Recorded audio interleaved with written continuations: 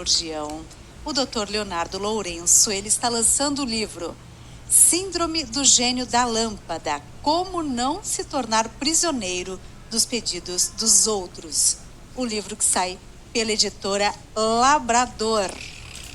O doutor Leonardo Lourenço aqui com imagem. Doutor Leonardo, muito boa noite, muito bem-vindo.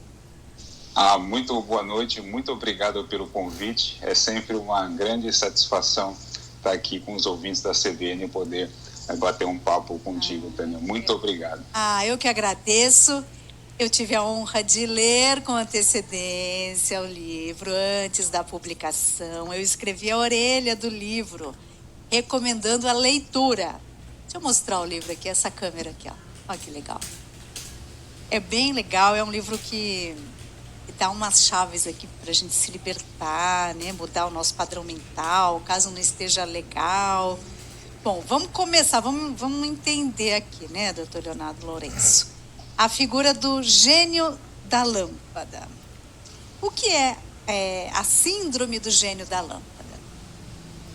Veja que interessante, Tânia. Antes de explicar exatamente o que é a síndrome do gênio da lâmpada, eu vou explicar de onde surgiu a ideia de escrever o livro, que vai ficar mais fácil de entender. Vamos embora. Eu estava lá um dia conversando com uma grande amiga minha, Edi, e a gente estava conversando sobre o mito do Aladim, o gênio da lâmpada, fazer os 3 pedidos, né? E aquela discussão, se você esfregasse a lâmpada, o que você pediria?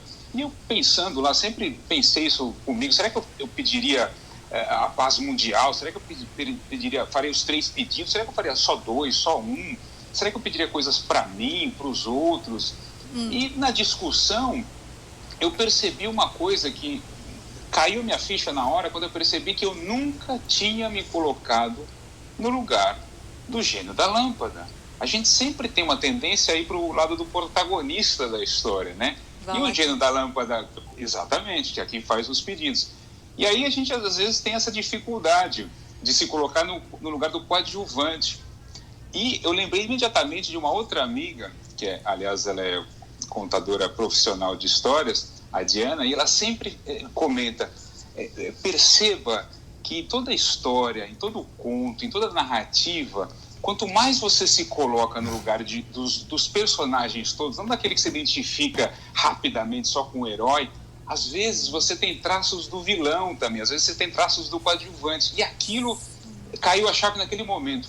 Quem que é o gênio da lâmpada, Tânia? O gênio da lâmpada é o cara que tem todos os poderes do mundo para atender os desejos e as satisfações do outro. Do outro, porque ele está lá aprisionado.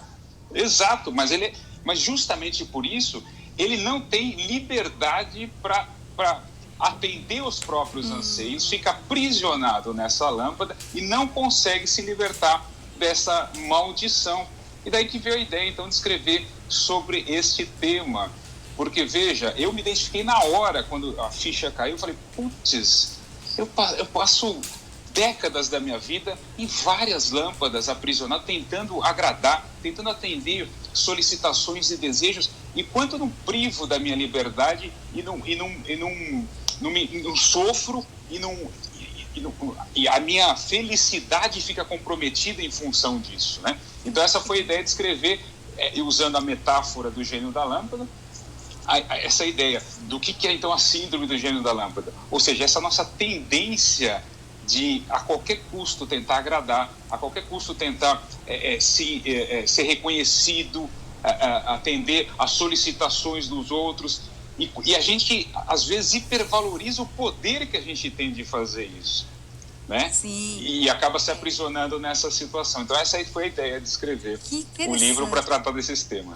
Essa origem é muito interessante, né? Você vê uma história, aliás, uma história que no livro também o Dr. Leonardo conta a origem da história do Aladim, quer dizer, vem lá, né, dos árabes e tal, e é um arquétipo, né? É exatamente isso.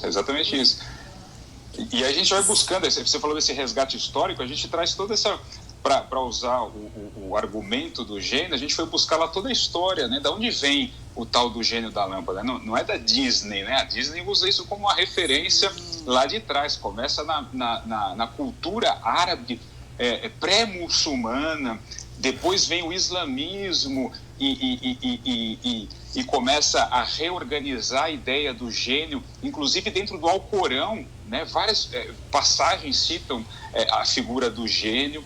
Depois vem a história das 1001 Noites, que torna popular quase no mundo ocidental a ideia do Aladim.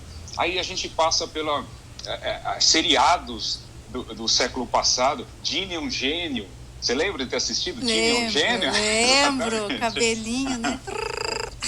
Exatamente. Até chegar na Disney. Sim. Hoje em dia com os clássicos que a gente fica mais acostumado.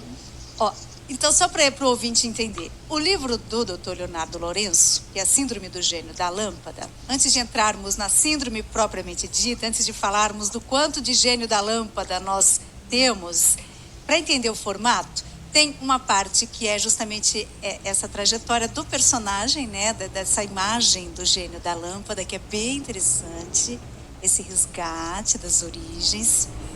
Aí tem também, melhor o senhor contar para não falar bobagem, quais são essas partes do livro?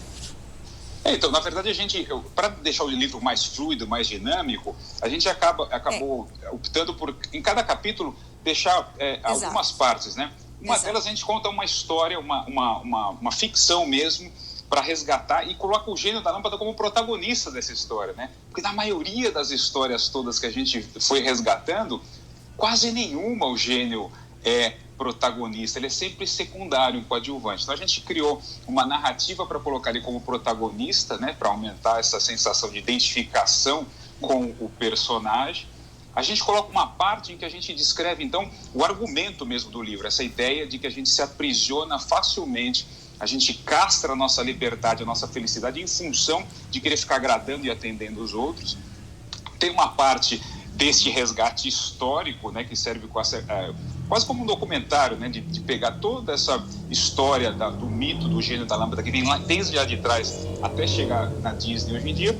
E tem uma parte que aí é a minha praia, né, que é a neurociência, em que a gente traz as questões do funcionamento dos últimos estudos sobre o cérebro, que explicam por que a gente fica nessa situação tão, às vezes, sufocante, né?